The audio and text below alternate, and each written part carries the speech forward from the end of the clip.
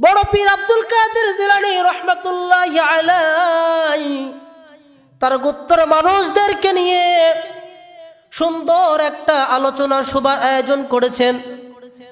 আলোচনা সভার মূল বাক্যগুলো ছিল, আমার গোত্রের মানুষগুলোকে আমি সেই নবী সাল্লাল্লাহু আলাইহি ওয়াসাল্লামের অদৃশ্য একটা ঘটনা শোনাইব। বড় পীর আব্দুল কাদের জিলানী রহমাতুল্লাহি আলাইহি বলেন, ও আমার গোত্রের মানুষরা, তোমরা জানো আমরা যেই নবীজিকে পেয়েছি, যেই নবীজিকে পেয়ে আমরা ধন্য হয়েছি, এই নবীজি আলাইহিস সালাতু ওয়াস সালামকে আল্লাহ কত সম্মান আর কত মর্যাদা দিয়েছেন তোমরা জানো। নবীজিকে সরাসরি আল্লাহ তাআলা আরশে আজিম থেকে সালাম জানায়। নবী আলাইহিস সালাতু ওয়াস সালামের সেই মিরাজের ঘটনা বড় পীর আব্দুল কাদের জিলানী রহমাতুল্লাহি আলাইহি শুনাইতেছেন। বড় পীর আব্দুল কাদের জিলানী রহমাতুল্লাহি আলাইহি বলেন, তোমরা কি জানো আল্লাহ রাসূল সাল্লাল্লাহু আলাইহি ওয়াসাল্লামকে যখন আল্লাহ তাআলা আরশে আজিমে ডেকেছিলেন মিরাজের রাত্রে, এই রাত্রে এমন একটা অদৃশ্য ঘটনা ঘটেছিল, মানুষ যেখানে ওযু করে পানি গড়াইতেছিল, আল্লাহ রাসূল সাল্লাল্লাহু আলাইহি ওয়াসাল্লাম ওই মিরাজ থেকে যখন 50 ওয়াক্ত নামাজ নিয়ে দুনিয়াতে আবার অবস্থান করেছেন, সমস্ত মানুষগুলো দেখেন যে আল্লাহ রাসূল সাল্লাল্লাহু আলাইহি ওয়াসাল্লাম যেইভাবে ওযু করে পানি গড়াইতেছিল ওইভাবেই আবার অবস্থান করতেছেন ওযুর পানি। ইহুদি দূর থেকে কথাগুলো শোনার পরে ইসলাম সম্পর্কে তার ভুল ধারণা চলে আসছে, অন্তরের ভিতর শয়তান ওয়াসওয়াসা দিচ্ছেন যে এই পুরো কথাগুলোই মিথ্যে কথা। বড় পীর আব্দুল কাদের জিলানী রহমাতুল্লাহি আলাইহি বললেন, এতক্ষণ পর্যন্ত তুমি যেই কথাগুলো বলেছো সব কথাগুলো মিথ্যা কথা, তোমার মিথ্যা কথাগুলো বন্ধ করে দাও, এই মানুষগুলো মিথ্যা আশ্বাস কেন দিচ্ছ? বড় পীর আব্দুল কাদের জিলানী রহমাতুল্লাহি আলাইহি বললেন, ইহুদিকে জিজ্ঞাসা করে বললেন, আমার পুরো আলোচনার ঘটনা তুমি আগে শুনো, আমার পুরো আলোচনাটা আগে শোনো, তারপরে এইটা সত্য না মিথ্যা তারপরে তুমি নিজেই বলো। ইহুদি বড় পীর আব্দুল কাদের জিলানী রহমাতুল্লাহি আলাইহিকে ডাক দিয়ে বললেন, ও আব্দুল কাদের, তোমার কথা, তোমার চোখের মধ্যে জাদু আছে, তোমার সামনাসামনি যদি আমি বসে এই কথা পুরো আমি আলোচনা শুনি তাহলে আমাকেও তুমি এই জাদুর মধ্যে অবস্থান করাইবে, অতএব তোমার কথা আমি শুনবো না। কি বলেন, তোমার কথার মধ্যে জাদু আছে? বলেন তো আল্লাহ ওয়ালা যারা ওলি মানুষ তাদের কথায় জাদু আছে না মুহাব্বত আছে? আল্লাহ তাআলার প্রশংসা করেছি, আপনাদের সম্মুখে যেই কোরআনুল কারীমের মধ্য থেকে আয়াতে কারিমা তেলাওয়াত করেছি, আল্লাহ তাআলা এই আয়াতের মাধ্যমে জানায় দেন মানব জাতিগুলো কিয়ামতের ময়দানে কোন মানুষগুলো কোন কাতারে দাঁড়াইবে, কোন মানুষগুলো কোন পাশে দাঁড়াইবে। সম্মানিত হাজিরিন, আপনাদেরকে যদি বলা হয় কিয়ামতের মাঠ অনুষ্ঠিত হয়েছে,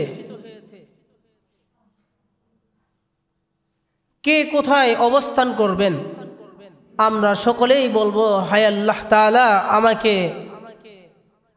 জান্নাতে অবস্থান করার মতো সুযোগ দান করেন। কথা বলেন ঠিক কিনা? আল্লাহ রাব্বুল আলামিন পবিত্র কোরআনুল কারীমের মধ্যে থেকে জানায় দেন, আমি যখন আল্লাহ তাআলা কিয়ামতের ময়দান অনুষ্ঠিত করব, কিয়ামত দিবস যখন হয়ে যাবে, আসমান জমিন সবগুলো যখন চৌচির হয়ে যাবে, কিয়ামতের ময়দানে যখন সমস্ত মানুষগুলো একত্রিত হয়ে যাবে, আমি আল্লাহ তাআলা তখন বিচার কার্য যখন শুরু করব, যখন বিচার শুরু করব, বিচার শুরু করার আগে আমি যখন আমার ফেরেশতাদেরকে হুকুম করব, ও আমার ফেরেশতারা আমি আল্লাহ তাআলা আজকে এই কিয়ামতের ময়দানে জান্নাতি আর জাহান্নামী মানুষগুলো বাছাই করব। সম্মানিত উপস্থিতি, একটা ধারণা দিলে আপনারা বুঝতে পারবেন। আমরা যখন সরকারি চাকরি নেওয়ার জন্য যখন ভাইবা বোর্ডে যাই, প্রথমে কিন্তু আমাদেরকে একে একে যখন সিলেকশন করা হয়, আমাদের এক এক জোড়ার জায়গা কিন্তু এক এক জায়গায় হয়ে যায়। এক একজনকে এক এক জায়গায় থাকতে বলেন। আল্লাহ পাক রব্বুল আলামিন তেমনি নবী আলাইহিস সালাতু ওয়াস সালামের মাধ্যমে জানায় দেন, ইয়া রাসূলুল্লাহ, আপনার উম্মতদেরকে আপনি এই সুসংবাদটুকু জানায় দেন, আপনার কোন উম্মত যখন দুনিয়াতে থাকা অবস্থায় আমার সংবিধান অনুযায়ী যদি জীবন যাপন করে, আপনার উম্মতের কিয়ামতের ময়দানে কোনো টেনশন থাকবে না। আপনার উম্মতদেরকে আমি আল্লাহ তাআলা নিজ জিম্মায় জান্নাত পর্যন্ত পৌঁছায় দিব। আমার ভাইয়ের, আমার বন্ধুগণ, আল্লাহ তাআলা জানায় দেন, আমি যখন হুকুম করব আমার ফেরেশতাদেরকেও, আমার ফেরেশতারা হিসাব কার্য শুরু হয়েছেন। যারা ঈমান নিয়ে এই কিয়ামতের ময়দানে দাঁড়ায়েছেন, যারা ঈমান নিয়ে কিয়ামতের ময়দানে এতক্ষণ পর্যন্ত পেরেশানির মধ্যে ভুগতেছে, তাদের সর্বপ্রথম ডান দিকে অবস্থান করার মতো সুযোগ করে দাও। ঈমানওয়ালা ব্যক্তির পজিশন কোথায় থাকবে? আল্লাহ তাআলা জানায় দেন, হাবিব, আপনার উম্মতদের ওই অবস্থান করার মতো সুযোগ আমি আল্লাহ করে দিব।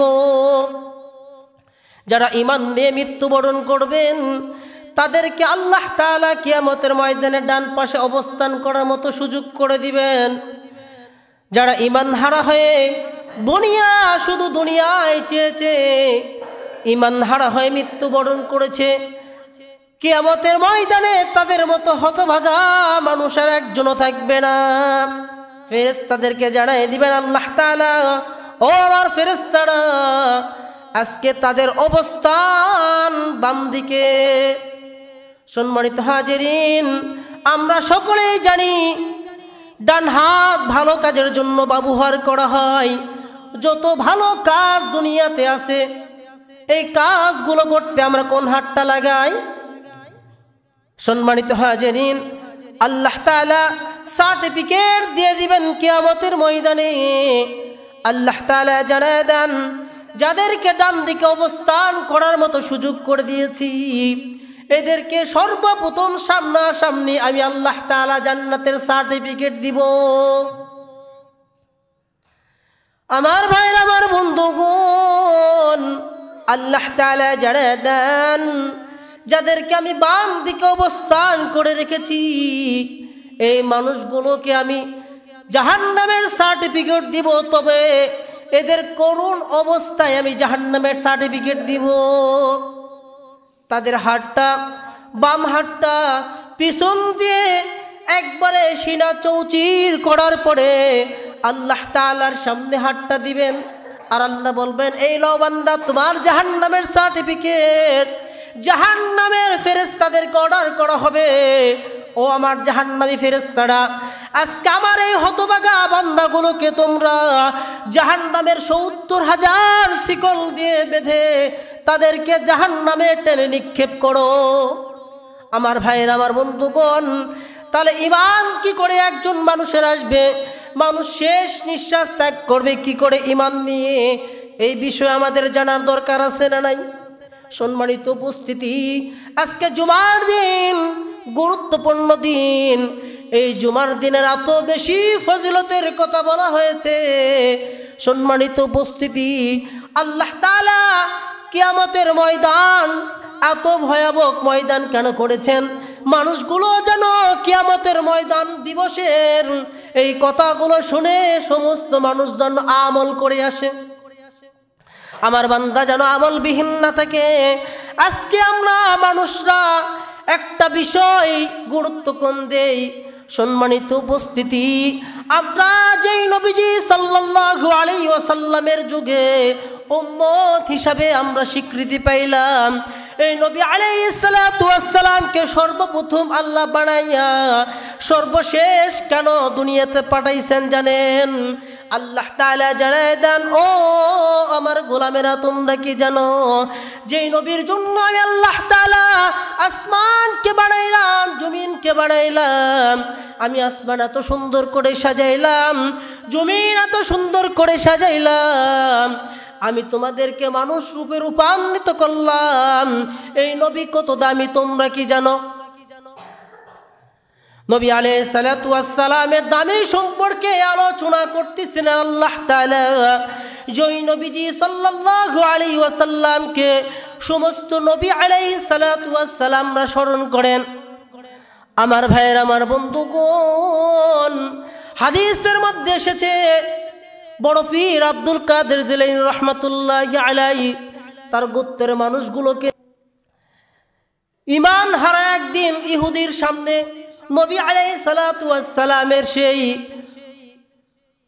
মিরাজের ঘটনা আলোচনা করে শোনাইতেছিলেন। এমন সময় নবী আলাইহিস সালাতু ওয়াস সালামের সামনাসামনি এই ইহুদিটা দাঁড়ায় আছেন। আমার ভাইয়ের, আমার বন্ধুগণ, এই হাদিসটুকু আপনাদের সামনে এই জন্যই আমি উপস্থাপনা করব, আমাদের ঈমান নিয়ে মৃত্যুবরণ করতে হবে না। ঈমান হারা হয়ে মৃত্যুবরণ করলে আমরা কোন পাশে যাব? বাম পাশে যাব। ঈমান হারা হয়ে মৃত্যুবরণ করলে আল্লাহ তাআলা জাহান্নামের সার্টিফিকেট দিবে। কোথা থেকে? পিছন দিক থেকে জাহান্নামের সার্টিফিকেট দিবেন। আমার ভাইয়েরা, আমার বন্ধুগণ, বড় পীর আব্দুল কাদের জিলানী রাহমাতুল্লাহি আলাইহি তার গোত্রের মানুষদেরকে নিয়ে সুন্দর একটা আলোচনা সভার আয়োজন করেছেন। আলোচনা সভার মূল বাক্যগুলো ছিল, আমার গোত্রের মানুষগুলোকে আমি সেই নবী সাল্লাল্লাহু আলাইহি ওয়াসাল্লামের অদৃশ্য একটা ঘটনা শোনাইব। বড় পীর আব্দুল কাদের জিলানী রাহমাতুল্লাহি আলাইহি বলেন, ও আমার গোত্রের মানুষরা, তোমরা জানো আমরা যেই নবীজিকে পেয়েছি, যেই নবীজিকে পেয়ে আমরা ধন্য হয়েছি, এই নবীজি আলাইহিস সালাতু ওয়াস সালামকে আল্লাহ কত সম্মান আর কত মর্যাদা দিয়েছেন তোমরা জানো। নবীজিকে সরাসরি আল্লাহ তাআলা আরশে আজিম থেকে সালাম জানায়। নবী আলাইহিস সালাতু ওয়াস সালামের সেই মিরাজের ঘটনা বড় পীর আব্দুল কাদের জিলানী রাহমাতুল্লাহি আলাইহি শোনাইতেছেন। বড় পীর আব্দুল কাদের জিলানী রাহমাতুল্লাহি আলাইহি বলেন, তোমরা কি জানো আল্লাহ রাসূল সাল্লাল্লাহু আলাইহি ওয়াসাল্লামকে যখন আল্লাহ তাআলা আরশে আজিমে ডেকেছিলেন মিরাজের রাত্রে, এই রাত্রে এমন একটা অদৃশ্য ঘটনা ঘটেছিল। মানুষ যেইখানে ওযু করে পানি গড়াইতেছিল, আল্লাহ রাসূল সাল্লাল্লাহু আলাইহি ওয়াসাল্লাম ওই মিরাজ থেকে যখন 50 ওয়াক্ত নামাজ নিয়ে দুনিয়াতে আবার অবস্থান করেছেন, সমস্ত মানুষগুলো দেখেন যে আল্লাহ রাসূল সাল্লাল্লাহু আলাইহি ওয়াসাল্লাম যেইভাবে ওযু করে পানি গড়াইতেছিল ওইভাবেই আবার অবস্থান করতেছেন ওযুর পানি। ইহুদি দূর থেকে কথাগুলো শোনার পরে ইসলাম সম্পর্কে তার ভুল ধারণা চলে আসছে অন্তরের ভিতর। শয়তান ওয়াসওয়াসা দিচ্ছেন যে এই পুরো কথাগুলোই মিথ্যে কথা। বড় পীর আব্দুল কাদের জিলানী রাহমাতুল্লাহি আলাইহি বললেন, এতক্ষণ পর্যন্ত তুমি যেই কথাগুলো বলেছো সব কথাগুলো মিথ্যা কথা। তোমার মিথ্যা কথাগুলো বন্ধ করে দাও। এই মানুষগুলো মিথ্যা আশ্বাস কেন দিচ্ছ? বড় পীর আব্দুল কাদের জিলানী রাহমাতুল্লাহি আলাইহি বললেন, ইহুদিকে জিজ্ঞাসা করে বললেন, আমার পুরো আলোচনার ঘটনা তুমি আগে শুনো, আমার পুরো আলোচনাটা আগে শোনো, তারপরে এইটা সত্য না মিথ্যা তারপরে তুমি নিজেই বলো। ইহুদি বড় পীর আব্দুল কাদের জিলানী রাহমাতুল্লাহি আলাইহি ডাক দিয়ে বললেন, ও আব্দুল কাদের, তোমার কথা, তোমার চোখের মধ্যে জাদু আছে। তোমার সামনাসামনি যদি আমি বসে এই কথা পুরো আমি আলোচনা শুনি, তাহলে আমাকেও তুমি এই জাদুর মধ্যে অবস্থান করাইবে, অতএব তোমার কথা আমি শুনবো না। কি বলেন, তোমার কথার মধ্যে জাদু আছে? বলেন তো আল্লাহ ওয়ালা যারা ওলি মানুষ তাদের কথায় জাদু আছে না মোহাব্বত আছে? তাদের কথার মধ্যে কোনো জাদু নাই, বরং তাদের কথার মধ্যে নূর আছে।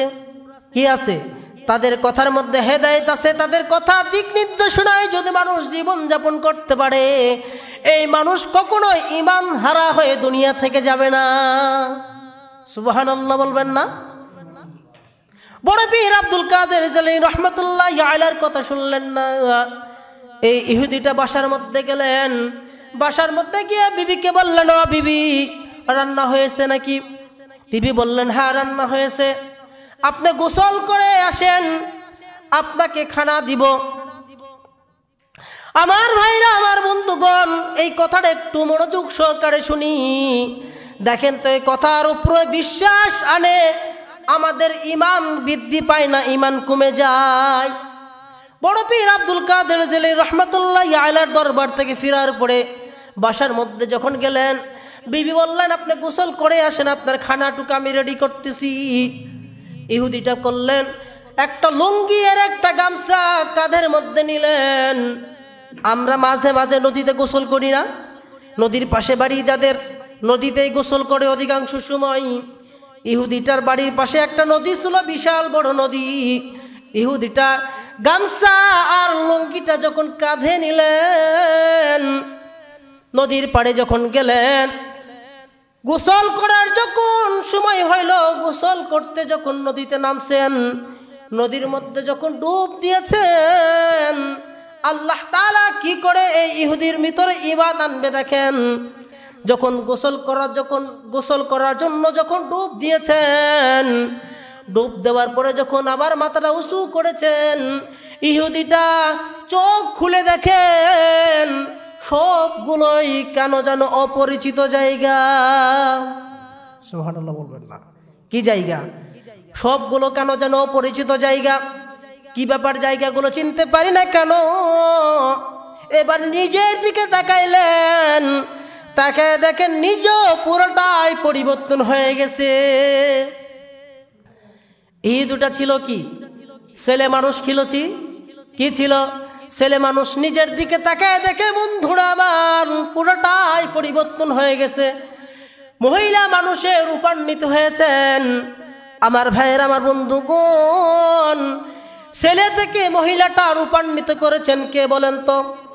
কে করেছেন? কেন করলেন? আমি যেই নবীকে না বানাইলে কিছুই বানাইতেন না, সেই নবীকে তুমি অবিশ্বাস করেছ। সেই নবীজি যে মিরাজ করেছে এটা তুমি অবিশ্বাস করেছ। তোমাকে কি করে বিশ্বাস করতে হয় আমি আল্লাহই ভালো জানি। ইহুদিটা চিন্তা করলেন, পুরোটাই আমার জীবনটা চেঞ্জ হয়ে গেল। আমি কোথায় যাইব? কোনো জায়গায় তো আমি চিনতে পারতেছি না। অপরিচিত জায়গায় আমি কোথায় দাঁড়াবো? কে আমাকে আশ্রয় দিবে? কে আমাকে খাইতে দিবে? নদীর পাড়ে আরো মহিলাটা কাপড় ধুইতেছিলেন। এই মহিলাগুলো তাকে দেখেন অপরিচিত একটা মহিলা কোথা থেকে আসলো? এত সুন্দরী মহিলা, এত সুন্দর তার চেহারা হয়েছে। হাদিসের মধ্যে বর্ণনা এসেছেন, এই সুন্দরের বর্ণনা করা অসম্ভব, এত সুন্দর দেখতে হয়েছেন। এই মহিলাগুলো জিজ্ঞাসা করলেন যে আপনার বাসা কোথায়? ইহুদিটা জবাবে বললেন, আমি কোথা থেকে এসেছি, আমার বাসা কোথায় আমার কিছুই মনে নাই। মহিলাগুলো জবাবে বললেন, তুমি এখন যাবে কোথায়? ইহুদিটা জবাবে বললেন, আমি কোথায় যাব, আমার যাওয়ার কোনো জায়গা নাই। আমার ভাইয়ের, আমার বন্ধুগণ, ওই গ্রামের একজন বড় টাকাওয়ালা ধনী ব্যক্তি ছিল। এই যুবকটার চোখ ওই সুন্দরী ইহুদির দিকে পড়েছে। সুন্দরী ইহুদিকে বললেন, আপনার বাসা কোথায়, কোথা থেকে এসেছেন? ইহুদিটা জবাবে বলল, আমি কোথা থেকে এসেছি, কোথায় আমার বাসা, এইগুলো কিছুই বলতে পারবো না। তবে আমি এখন যেই জায়গাতে অবস্থান করতেছি এটা আমার অপরিচিত জায়গা। সুন্দরী মহিলাটাকে দেখে এই ধনীর দুলালির ছেলেটা জবাবে বললেন, এখন আপনি কোথায় যাবেন বলেন। শয়তানে সুন্দরীর চেহারার দিকে তাকাইয়া বারবার এই ধনিত্ব ব্যক্তিটার ছেলে অসুয়াশা দিচ্ছে, তুমি এই সুন্দরীর দিকে একটু ঝাঁপিয়ে পড়ো।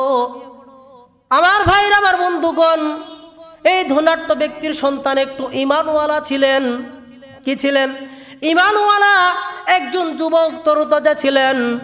ইনি বারবার নিজেকে কন্ট্রোল করতেছিলেন আর জবাবে বলতেছিলেন, হায় আল্লাহ তাআলা, আমি কোনো অপরাধ করতে চাই না, আমি কোনো অন্যায় করতে চাই না, আমি কোনো জিনা করতে চাই না।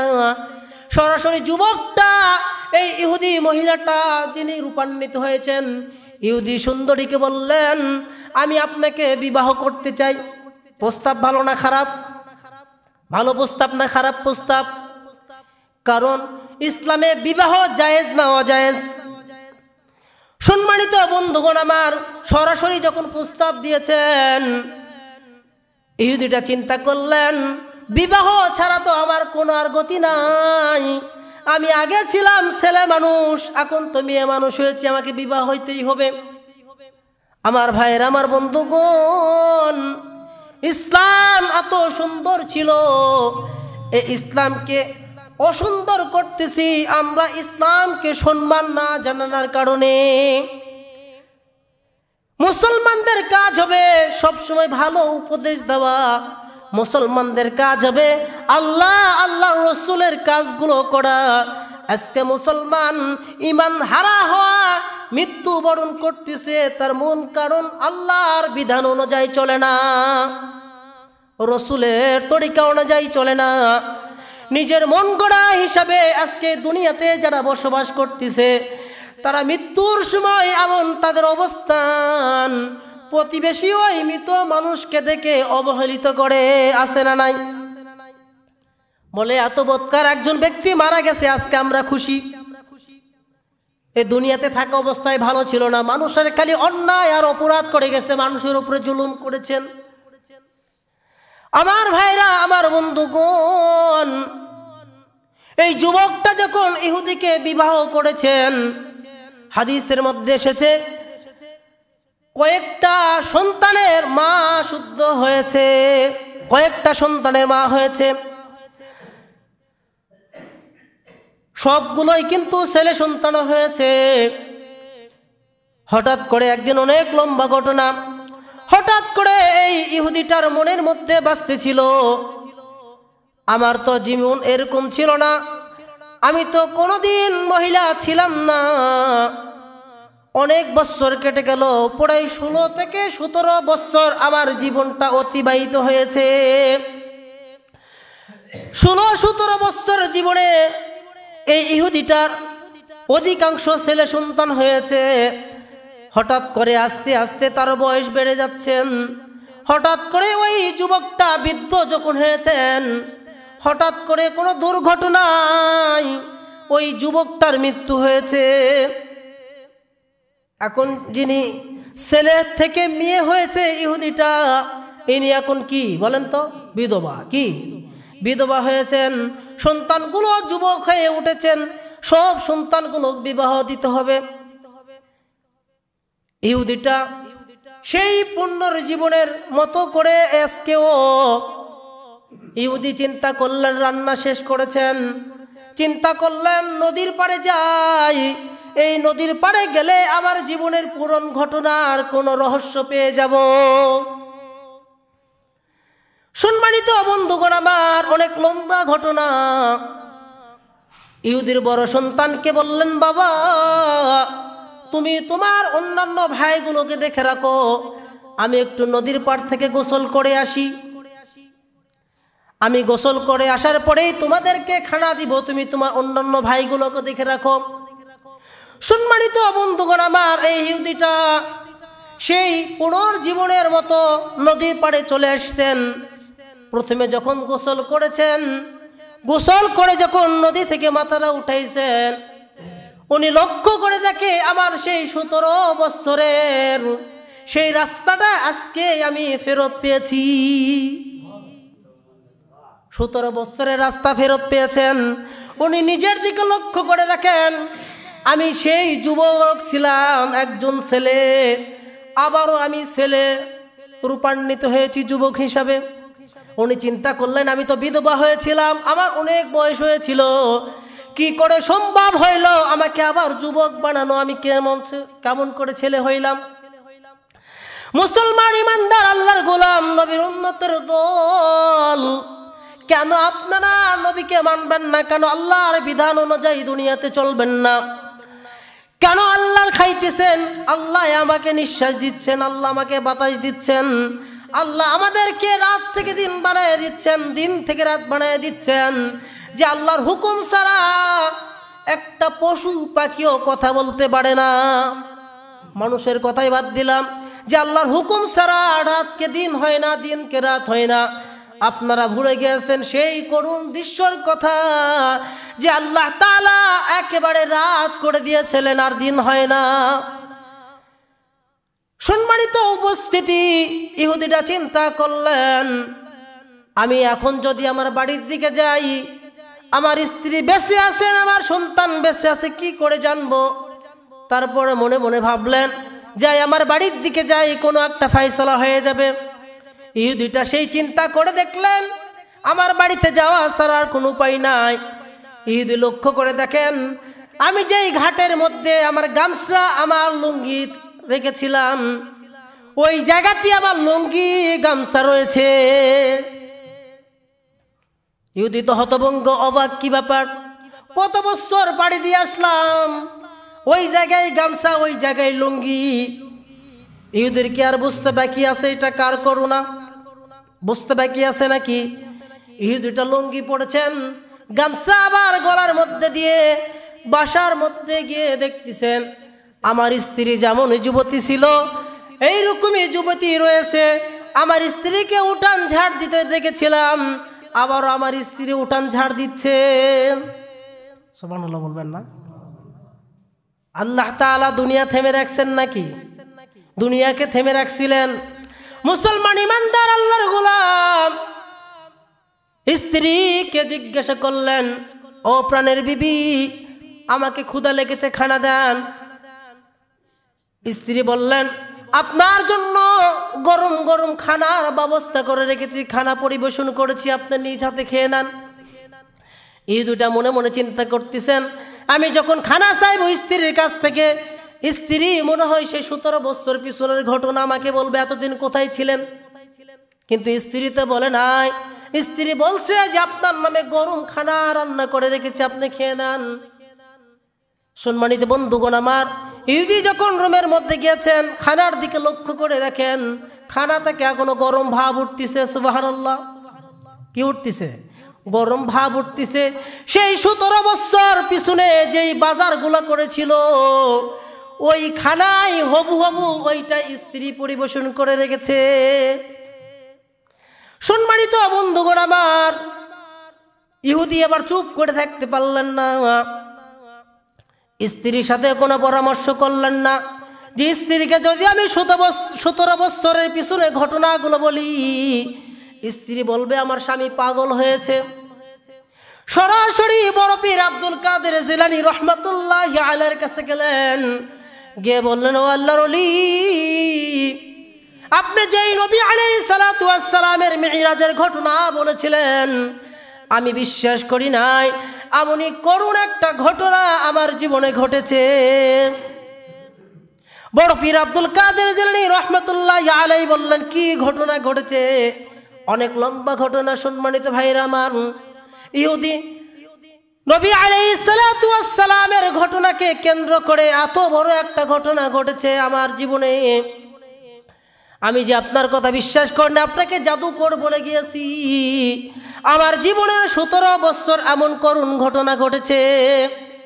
মুসলমান ইমানদার আল্লাহর গোলাম, এই কথা বলার একটা উদ্দেশ্য, আজকে যারা আমরা আল্লাহ আল্লাহ রসুলকে না মেনে দুনিয়ার পিছু ছুটতেছি, আমরা মনে হয় কখনোই বৃদ্ধ হব না। হব নাকি? যুবক আছেন বৃদ্ধ বানাইতে, আপনাকে অসুস্থ বানাইতে, আপনাকে পেরেশানি মধ্যে ফেলাইতে আল্লাহ তাআলার 1 সেকেন্ড লাগবে নাকি? 1 সেকেন্ডও লাগবে না। আল্লাহ তাআলা চাইলে 1 সেকেন্ডের আগেও আপনাকে পেরেশানির মধ্যে ফেলাইবে, এমন পেরেশানির মধ্যে ফেলাইবে 1 মাসের মধ্যে আপনাকে বৃদ্ধ হওয়া বাধ্য করে দিবে। মুসলমান ইমানদার আল্লাহর গোলাম, আপনারা শোনেন নাই, বাড়ি থেকে সুস্থ একজন ব্যক্তি চাকরির উদ্দেশ্যে রওনা দিচ্ছেন, পথের মধ্যে হঠাৎ করে দুর্ঘটনা ঘটেছে, তার 2 পা কেটে পড়ে গিয়েছে, 2টা হাত নাই। এখন বলেন তো 2টা হাত 2টা পা বাড়ি থেকে নিয়ে গেছে না হাত পা ছাড়াই গেছে? কথা বলেন, হাত আর পা ছাড়াই কি গেছেন নাকি? না না, আল্লাহ বলছেন, ও আমার গোলাম, তুমি হাত পা ঠিকই নিয়ে আসবে, তোমার হাত পা সো আর বাড়িতে ফেরাইতে পারবে না। মুসলমান ইমানদার আল্লাহর গোলাম, আল্লাহ তাআলা সব কিছুই পারেন, কিন্তু আল্লাহ করেন না। আল্লাহ তাআলা বললেন, আমি আলিমুল গায়ব, আমি আল্লাহ তাআলা রহমান, আমি দয়া করব, দয়া করব। আর আমি আল্লাহ তাআলা দয়া যখন থেমে দিব, বান্দার তোমার কপালে দুঃখ আছে। সম্মানিত বন্ধুগণ আমার, এক গ্রামের এইরকমই রাজকন্যা ছিলেন, সব সময় মা বাবার সাথে অসৎ ব্যবহার করতেন। সম্মানিত বন্ধুগণ আমার, সামথিং একটু কথা এটা আপনাদের সামনে তুলে ধরতে চাই।